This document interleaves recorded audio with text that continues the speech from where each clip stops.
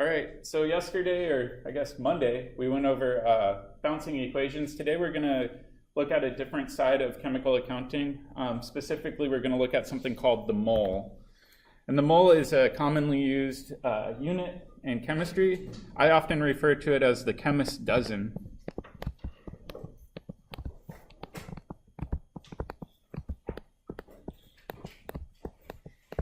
So just like a baker wouldn't say, oh, I made 144 donuts, they'd say I made 12 dozen donuts. It's a little bit easier to use that unit because it kind of trims down a large number into a more manageable number. So it's just really a tool used for counting.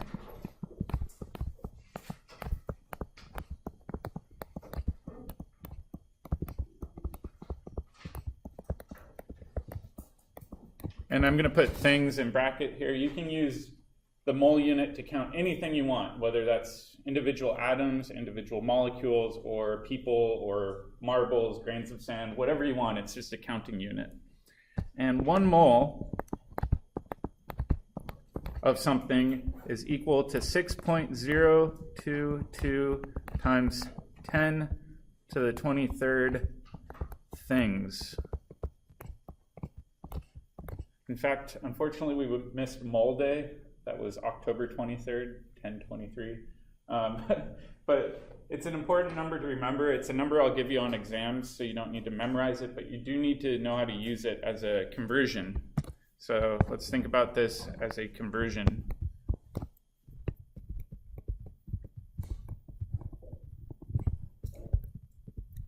And we practice conversions a lot at the start of the term. This is just a new one we're going to throw in. Something being 10 to the 23rd is an enormous number. So we've got a few analogies here. If you take a mole of baseballs, that's about equal to the mass of our entire planet. And if you think about a mole of drops of water, that's about equal to the mass of all of our oceans. So it's an incredibly large unit, and that's why we use it for chemistry, is it trims something super tiny into something a little bit more manageable.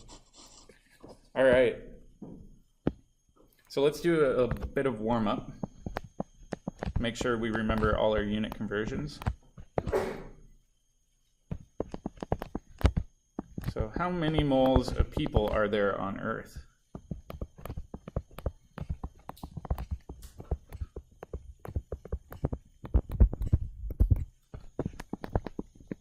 I don't know if this stat is accurate anymore, but when I checked, it said that the population was 7.3 billion. I think it's actually closer to 7.7 now. But let's see if we can convert the population of planet Earth to moles of people. So I'll give you a minute to work on this, but make sure you're setting up your unit conversion correctly. That's the most important part.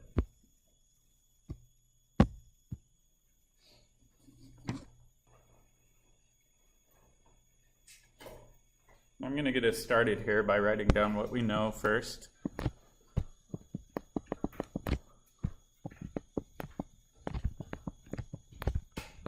Got this many people. When I do my unit conversion, do I want moles on the top or bottom? On the top, right? That's our unit we want out. So I'd say 1 mole goes on top.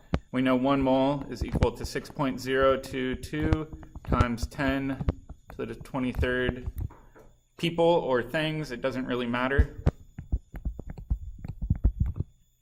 So we'll go ahead and cancel out people. And when I plug this into my calculator, I'm getting an answer that's about 1.214094653 times 10 to the negative 14. Whoops. And it's important to include the units. So in this case, our units are going to be in moles. However, we do want to pay attention to sig figs. How many sig figs are in this number, the population? 7. And moles in this case is actually an approximate number. So how many in this? 4. So how many sig figs should our answer have? 4. So what we're going to do is just box this out. Say, all right, we want to include these, not any of those trailing numbers. So the final answer for this problem would be 1.214 times 10 to the negative 14 moles. So really it's just a fancy unit conversion, just like we can convert units between dozens and individual items. Yep. So would this be moles of people or moles like as an empirical unit? You could say moles of people, definitely. Okay. Yeah, in fact, that'd be a bit more specific, because if you just say, oh, I've got this many moles to somebody that's never taken chemistry, they'd be mighty confused, right? Be like, wow, you're a big fan of rodents. And you can't convert back from this to like moles of something else. This only works for the people number. That's a good question. So the question was, can you convert from moles of something to moles of something else? You can in a chemical sense, and we'll actually talk about that when we get into stoichiometry. So long as you're counting the same thing. Yeah, so this is just for counting some arbitrary thing, whether that's atoms, molecules, or whatever. Yeah, good question. All right, so obviously in chemistry, we're not going to be counting moles of people. We're going to be counting moles of atoms or elements or compounds or molecules. So let's take a look at how we do that. And in order to do that, we need to know something called the molar mass. So molar mass is the mass in grams of 1 mole of an element or a molecule. The useful thing with this is it is the same as the AMU mass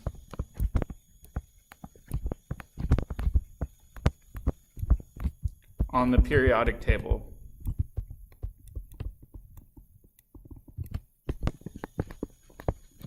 If you remember, on the periodic table, if you look at the number with decimals, that's the average atomic mass for all naturally occurring isotopes. So that's the number we're going to use when we're finding molar mass.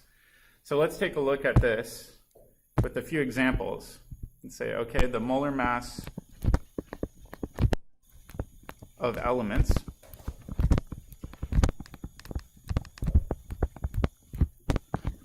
okay, so let's say we have 1 mole of helium, right? If we go to the periodic table, we can look up the average atomic mass of all naturally found helium isotopes, and it's about 4.003. And in this case, it would be grams of helium. So now we found a new conversion factor, right? So if we're given the grams of helium that we have, we can find the moles, and if we're given the moles of helium, we can conversely find the grams of helium. So this is another conversion factor. Same thing if we say, all right, 1 mole of iron, Fe, what would that be in grams? It's hard to see on that table, but I've got handouts here. I think it's about 55.84.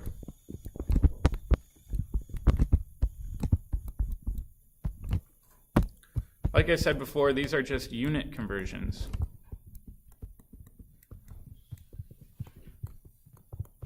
So these can be really handy. Yeah? Just to be super clear, when you say 1 mole of helium, you're referring to 1 mole of helium atoms. It's this many grams of helium gas. Exactly. So when I say 1 mole of helium atoms, how many atoms is that? Yeah, 6.022 times 10 to the 23rd. That's known as Avogadro's number. So in this case, 1 mole is factoring in that 6.022 times 10 to the 23rd atoms of helium, and it says that that total mass should be equal to 4.003 grams. Yeah. And earlier you said that the Avogadro's number we were using was an approximation? Yeah, if you actually look in, let's say, Wikipedia, you can take that out to, I think, like 15, 20 decimals, something like that. But it's not an exact number. It's not an exact number. It's kind of like pi, where it's a semi-irrational number that can go on forever, I believe. What's it based on? That's a good question. So 1 mole of carbon-12 weighs exactly 12 grams. And that was something we talked about before, how carbon-12 is kind of this gold standard, so to speak, for determining a bunch of our units in chemistry. Good question. All right, so molar mass of elements is super easy. You just look at the periodic table, find the mass, and you've created a new unit conversion. Molar mass of compounds or molecules gets a little bit trickier.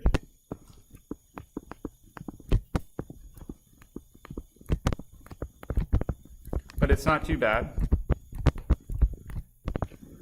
And I'll give you a hint for how to do this. In order to find the molar mass of a molecule, you must add up the individual masses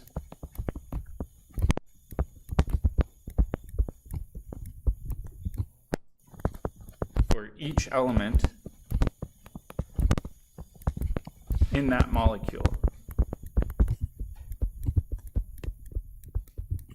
Okay, so let's take an example. Let's take CaCl2. What would this compound be called, or this molecule? Calcium chloride? Yeah, it's ionic. Do we need a Roman numeral? No, it's not a transition metal. So this would just be called calcium chloride. It's a group 2A metal, so we don't need a Roman numeral. All right, so when we go ahead and we try to find the molar mass for this, it's not too bad. We'd say, all right, we've got one calcium atom, and we know a calcium atom, the average atomic mass is 40.08. I'm even going to leave units out for now. We know it's going to be grams per mole. And then over here, we're going to add in the number of chlorine atoms that we have. We've got 2 of them, and each of those weighs 35.45, right? So now that we do this, we can say, all right, that adds up to 110.98. So we can rewrite this a little bit differently. We can write 110.98 grams of calcium chloride is equal to 1 mole of calcium chloride. So again, we've just created our own fancy unit conversion. Make sense? The big thing people forget is we have 2 chlorines in here. So we need to multiply the mass of chlorine by 2 to account for both of those chlorine atoms. Let's try another one. This one's going to be a bit more work. And I'll give you a minute to work on this. This is C6H12O6. This is glucose. Glucose is one of the monosaccharides, so sugars we use in our body as an energy source. So let's figure out what the molar mass is of glucose, and then check with your neighbor and see if you're coming up with the right number. And if you need a periodic table, feel free to grab one.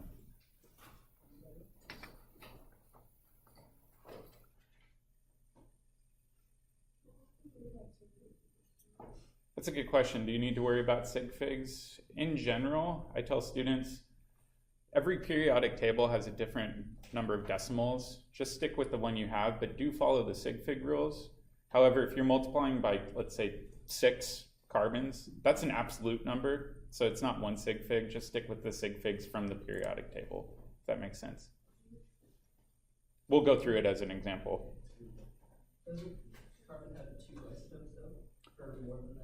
Yeah, that's a good question. So when we see that mass on the periodic table, it's an average of all naturally found isotopes. So if we grab, let's say, a handful of glucose, it's going to contain that natural average. So that's why we're using the average numbers. So unless we specifically select for one isotope, we're Yeah. going to get an average. Exactly. Unless I'm specific as saying this is glucose only made with these isotopes, we have to use the average number. Okay. Yeah. And they function close enough that carbon-14 or whatever is still glucose. Yeah, exactly. It's just saying there's going to be a trace amount of some of those other isotopes in there. So carbon's not an absolute value. Carbon is not an absolute value here. Yeah. All right, so let's do some practice. If I look at my periodic table, it looks like we've got 6 carbons. Each of those carbons weighs about 12.01. All right. And then we're going to add in our hydrogens next. We've got 12 hydrogens. Each of those weighs about 1.008. And then last but not least, we have these oxygens. I've got 6 of them, and they weigh about 16.00. So if we look at this, like I said with sig figs, these are counted numbers. They're not measured numbers, so we don't need to factor in sig figs there. However, we do for the other ones. So when we're doing this, are we following multiplication or addition rules? Addition, right? Because this doesn't change the number of sig figs, but then every individual step is addition. So this should only go out to the hundredths place. So when I plug this into my calculator, I'm getting about 180.16. So we can rewrite this, make it look nicer, and we can say 1 mole of C6H12O6 is equal to 180.16 grams of C6H12O6. So we could use this as a unit conversion to go back and forth between grams and moles. Does that make sense? All right, a lot of this is just kind of tedious unit conversions, but what we're going to do is we're going to do a lot of practice, and then your problem of the day for tomorrow is just a lot more practice on top of that. Practice, practice, practice. All right, so let's do some of these practice problems together. Let's start out with going from mass to moles. All right, so the first one is about tungsten. Does anybody know the symbol for tungsten? It's W. It used to be called wolfram. So how many moles of tungsten, which is W, are present in 9.25 grams of tungsten? So I'll give you a minute to think about how to do this unit conversion. We're going to need molar mass for this one. So let's make a note that we need to find molar mass. All right, so for this one, we've got 9.25 grams of tungsten as our starting number. We want to cancel out grams of tungsten, so I'll put that on bottom. We want moles of tungsten on top. Let me move this over. That way we can cancel out grams of tungsten, and be left with moles of tungsten. So now the question is, all right, what number goes on top and what number goes on bottom? Yep, 1 mole goes on top. For every 1 mole of tungsten, how many grams is that? I've got 183.8 grams. So now we can just type this into our calculator. How many sig figs should our final answer have? 3, right? So for this one, my final answer with 3 sig figs would be 0.0503 moles of tungsten. This is why I was so insistent that we practice unit conversion a lot at the beginning, is this comes into play a lot when we're doing these sorts of things. All right, let's do another one. How many moles of calcium chloride are present in 5.44 grams of calcium chloride? And I'll give you a hint. We actually found the molar mass of calcium chloride previously, so you can use that. All right, show of thumbs. Who thinks they got this one? A few people? Raise your hand if you're still kind of lost on this. A couple people? All right, so let's try to break this one down a bit more. Like before, I always start out my unit conversions with what I know, which is 5.44 grams of calcium chloride. That's just given to us in the problem. And then when we set up our unit conversion, we want to figure out how many moles there are. So I'm going to put moles of calcium chloride on the top. And I'm going to put grams of calcium chloride on the bottom. That way, when we do this unit conversion, we can cancel out grams of calcium chloride, and we're left with moles of calcium chloride as our remaining unit, right? All right, then the second thing we would do, let me actually slide this down, is we need to figure out how many grams there are in every mole. So just like before, we can break this apart, and we can say, all right, we've got 1 calcium atom, which weighs about 40.078 grams, plus we've got 2 chlorine atoms. Each of those weighs about 35.453 grams, which gives us an average of 110.98, I guess. I don't have my calculator to check, but about that. So now we can go ahead, let me slide this down even more, and change this into a cleaner unit conversion, and we can say, okay, for every 1 mole of CaCl2, that calcium chloride, we have 110.98 grams of calcium chloride.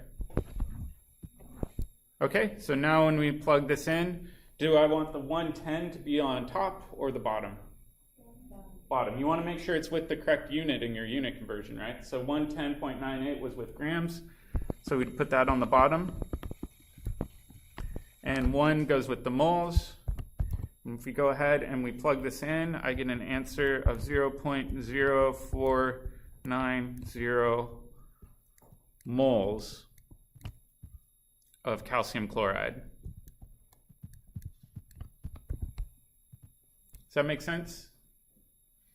All right, let's try doing the opposite. I know this is a little bit tedious, but it's good to practice until it becomes routine. So let's do moles to mass.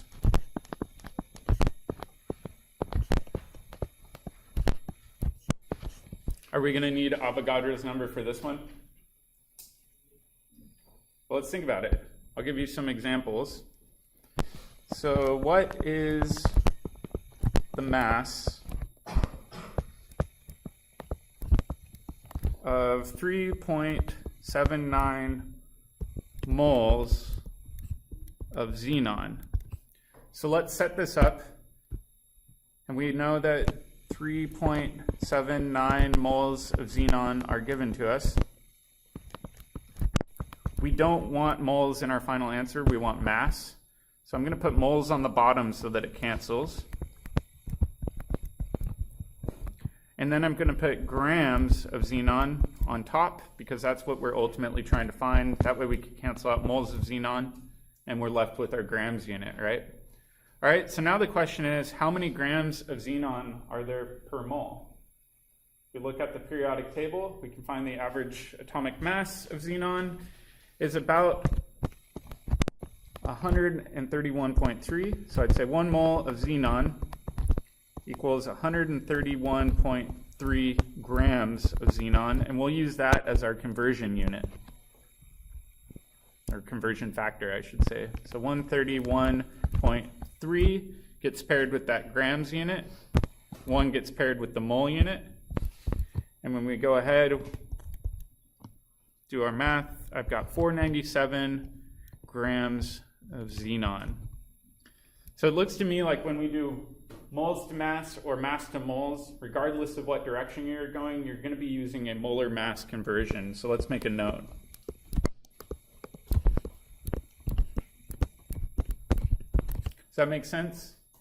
We're just kind of using the conversion in a slightly different way. Let's do one more practice one. And I'll make this one a little bit more challenging. What is the mass of 0.467 moles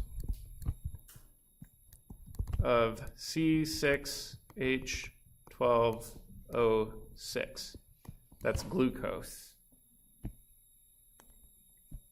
So I'll give you a minute to think about this, and I will give you the hint that we already determined the molar mass of glucose just a few minutes ago, so you don't need to do all the legwork again.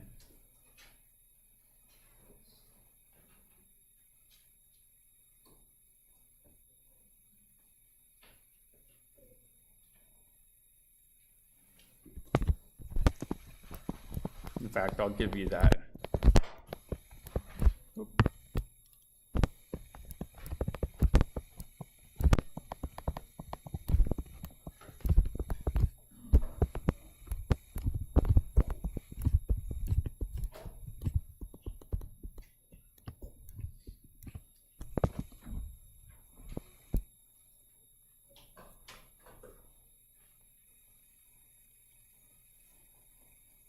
All right, let's try this as a class. Just like before, I always start out with what I know, and the number I'm given is 0.467 moles of C6H12O6. And then with my unit conversion, we want to find mass, which means we need to cancel out moles, so I'm going to put that on the bottom.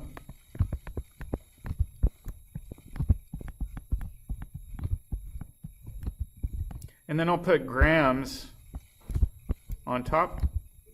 So that's 6H12O6. And if we go and we look at our unit conversion, the number paired with the grams unit is 180.16, so that must go on top, right?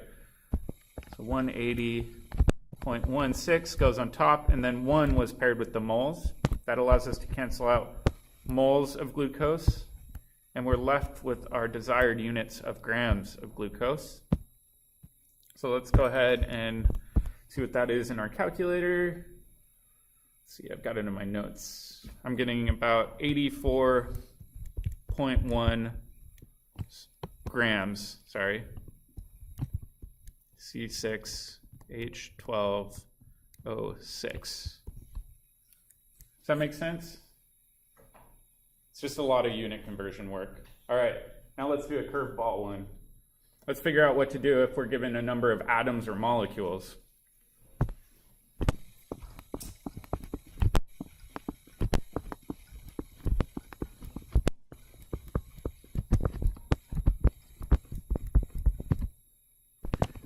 All right, so let's do the following problems. How many moles are present if you have, let's say, 3.46 times 10 to the 22nd atoms of calcium. So let's do this one together really quick. Just like before, we always start out with what we know. We've got 3.46 times 10 to the 22 atoms of calcium. We want to cancel out atoms of calcium, so I'm going to put that on bottom.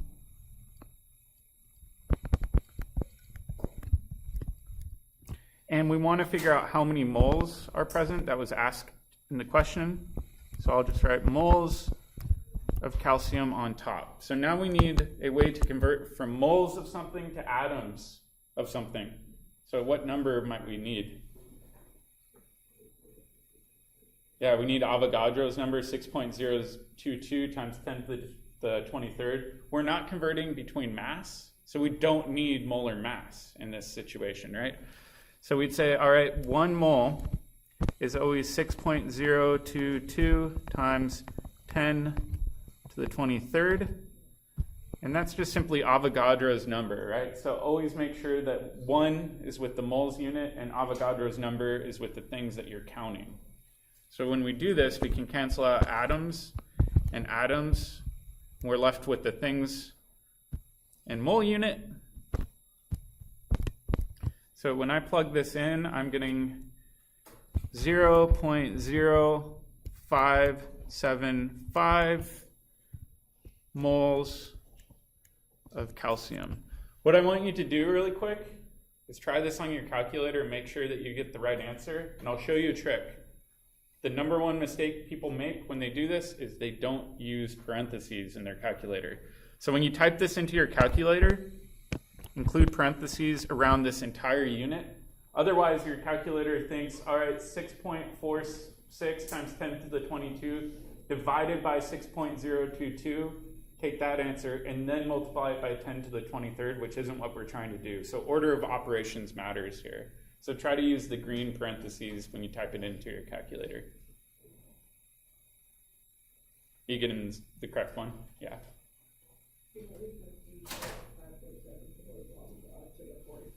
Yeah. It was what? Let me try it. You get 5.74559.469 times 10 to the 44. I'm going off of my notes, so let me just double check my work.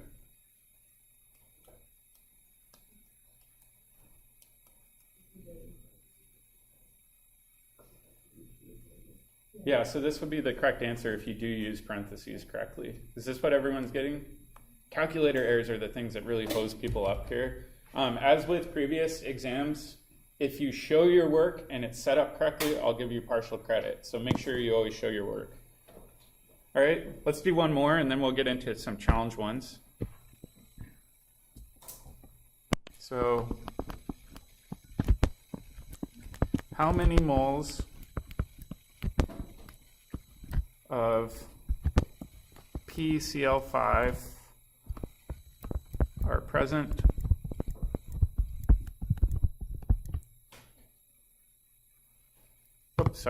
if you have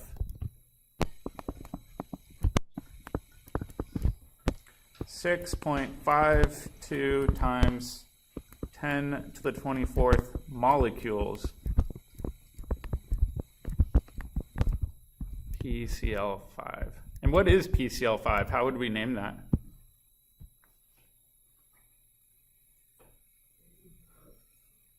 I'd say it's covalent, right? Phosphorus and chlorine are both on the right-hand side of the periodic table, so we need to use mono, di, tri, tetra, prefixes like that. So would I say monophosphorus? No, I just say phosphorus, and then what would the last part be? Yeah, phosphorus pentachloride. So we're trying to figure out how many moles of phosphorus pentachloride we have. So, just like before, we always start out with what we know. Got 6.52 times 10 to the 24th molecules. Sorry, that should be a 2. Of PCl5.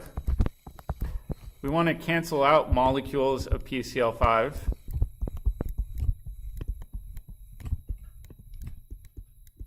And we want to go to moles of PCl5. So just like before, we're not going to mass in any way, shape, or form, so we don't need the molar mass conversion. It's easy to overcomplicate things by thinking about that. So in this case, we want to figure out how many molecules of PCl5 there are in every mole, which is just Avogadro's number again. So we'd say 1 mole is equal to 6.022 times 10 to the 23rd. And just like before, we want to put parentheses around this. Otherwise, it'll get hosed up in your calculator.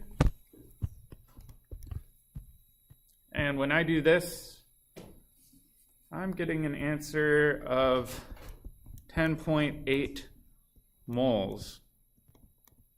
So double check that when you type it in, that you're getting that same answer.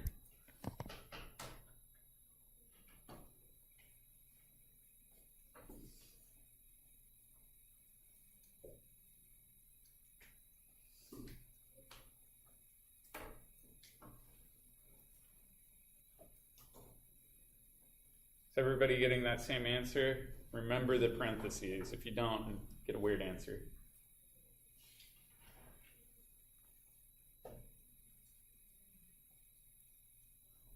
All right, so take-home message. If we look up here, anytime you're converting from mass to moles or mole to mass, you need to use that molar mass conversion, right? So we made a note of that. Down here, though, we were going from atoms or molecules to moles, and that's when you need Avogadro's number.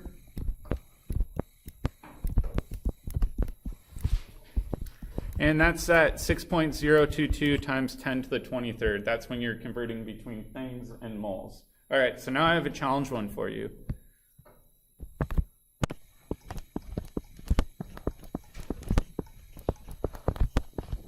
All right, this one, I'll give you the mass of what you're starting with.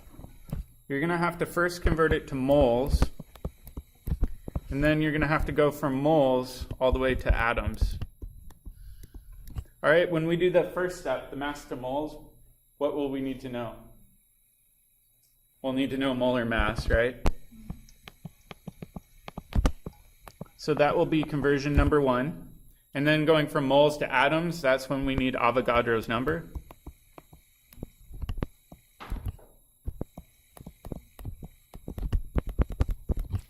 All right, so let me give you the question. This one says, how many atoms of lead, which is Pb, are present in 9.25 grams of lead. Whoops, not pH, Pb. So I'll give you a minute to set this up and then check with your neighbor and see if you're setting it up the right way. So this is going to be a two-step unit conversion.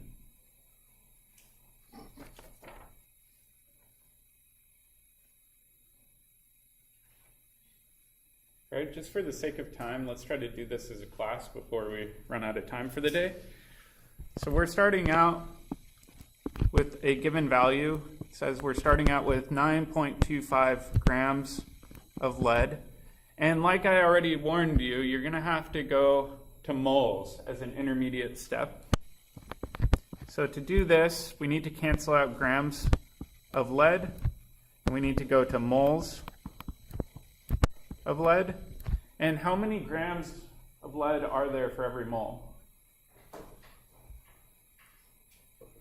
Hard to see, but on the periodic table, it was what? 37.7.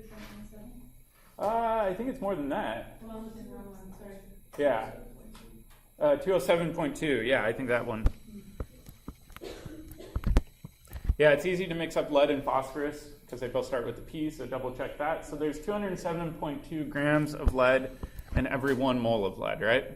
So now we've canceled out grams and grams. Moles are really nice because they're kind of this intermediate step that you can back out of in either direction. So now what we want to do is we want to get rid of moles of lead. And we want to convert from moles of lead to atoms. So for this one, it said we need to use Avogadro's number to convert from moles to atoms. And we know for every 1 mole, there is 6.022 times 10 to the 23rd. And just like before, I really recommend using the parentheses around that. So when you put it into your calculator, include those parentheses. Now we can cancel out moles of lead, and when all is said and done, I'm getting 2.69 times 10 to the 22nd atoms of lead. Oops, keep on writing pH. All right, so this roadmap that I've shown you for this challenge problem is incredibly useful. You can go in any direction, right? So for example, I could have given you a number of atoms or molecules, and you could have gone to moles that way, and then from moles that way, you could have gone to mass. So really, this is our general roadmap for doing a lot of these conversions. You need to know whether or not you need to use molar mass as your conversion factor or Avogadro's number, and that's what you're going to be doing a lot of for your problem of the day. So try to get started on that tonight.